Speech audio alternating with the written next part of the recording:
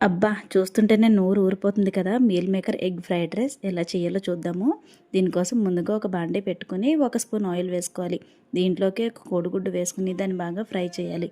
ఇది బాగా ఫ్రై అయ్యాక దీన్ని కొంచెం పక్కకి జరిపి, ఇందులోకి ఉడకపెట్టుకొని కట్ చేసుకున్న మీల్ మేకర్ ముక్కలను వేసుకోవాలి. ఇవి వేసుకుని వీటన్నిటిని హైలో బాగా ఫ్రై చేయాలి. ఫ్రై చేసి వీటిని సెపరేట్ చేసుకొని, అందులోకి ఒక హాఫ్ స్పూన్ ఆయిల్ వేయాలి. దీనిలోకి ఉల్లిపాయ తరుగు వేసుకుని దాన్ని కొంచెం మగ్గించాలి. ఇందులోకి ఉప్పు, కారం, గరం మసాలా, పసుపు వేసుకుని వాటన్నిటిని బాగా కలపాలి. కలిపిన తర్వాత ముందుగా ఫ్రై చేసుకున్న ముక్కలు ఇందులో వేసుకోవాలి. ఇవన్నీ హై ఫ్లేమ్ మీద టోస్ట్ చేసుకుంటూ ఇందులోకే ఉడకపెట్టుకున్న రైస్ని వేయాలండి.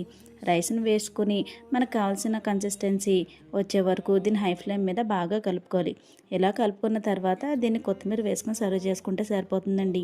నేనైతే ఇందులో 1½ టేబుల్ స్పూన్ ఆయిల్ మాత్రమే వేశాను. ఎందుకంటే ఇది ప్రోటీన్ ఫుడ్లా యూజ్ అవ్వాలి కదా, అందుకనే తక్కువ ఆయిల్ వేశాను అనమాట.